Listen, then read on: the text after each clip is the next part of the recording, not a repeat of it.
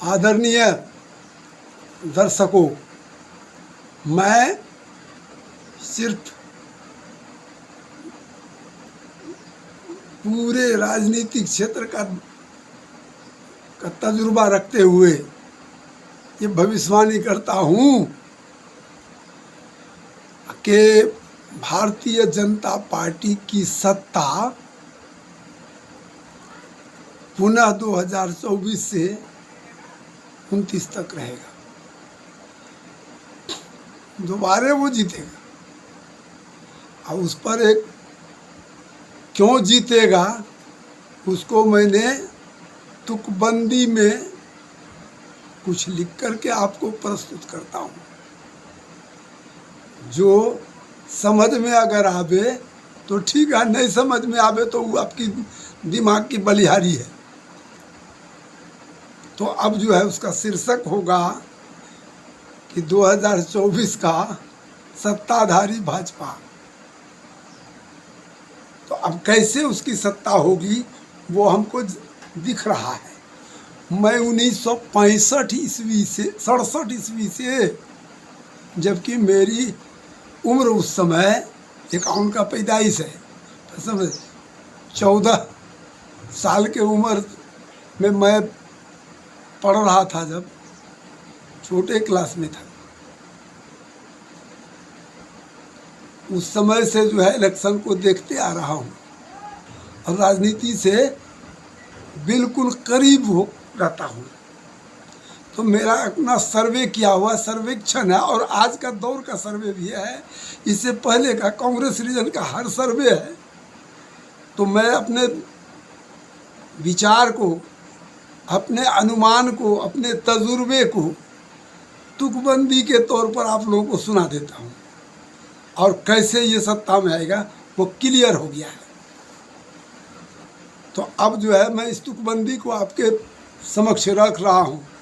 ध्यानपूर्वक सुनेंगे तुकबंदी को और सुनने के बाद आप इसको सब्सक्राइब भी करें, शेयर करें, तो थोड़ा मेरा हौसला अफजाई होगा कि लोगों तक पहुंचा। मेरे कहने का भाव जो है सब आदमियों तक पहुंचा और ये सत्य साबित हुआ।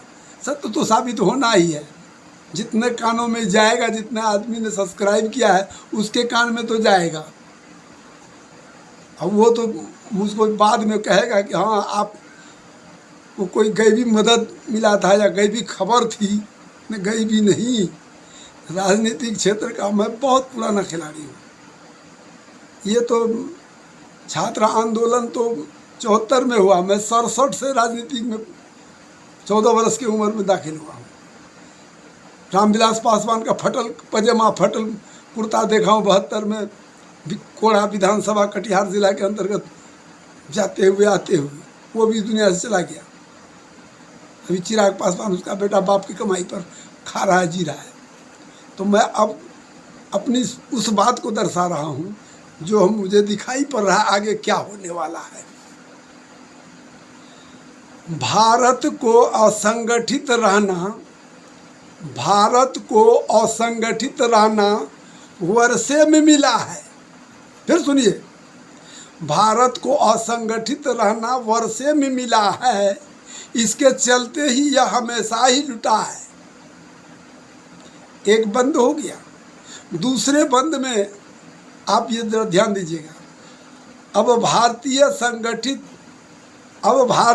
को संगठित हो नहीं सकता। अब भारतीय संगठित हो नहीं सकता। सांप्रदायिकता की आग वह बुझा नहीं सकता।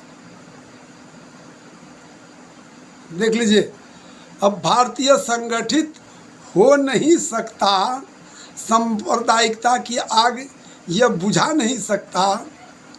ओवैसी व मायावती जैसे रहनुमा हो जहाँ, ओवैसी व मायावती जैसे रहनुमा हो जहाँ, शांति का माहौल पैदा होगा कहाँ। ओवैसी को भाजपा का बी टीम कहा जाता है। अब दूसरी मायावती भी भाजपा को सत्ता में बुलाता है। जहाँ दो दो विभीषण हो, वहाँ सत्ता परिवर्तन हो सकता है क्या? जहाँ दो दो विभीषण हो वहाँ सत्ता परिवर्तन हो सकता है क्या? मैं इस अनुभव पर पहुँचा हूँ।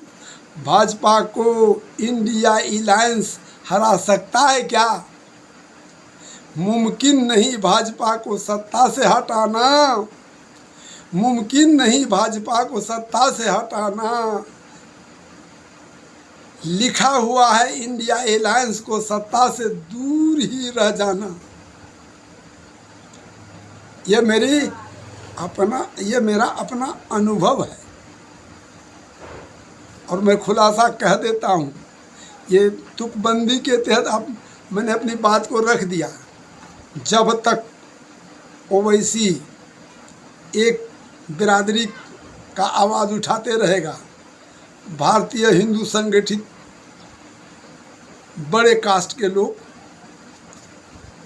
संगठित हो जाएंगे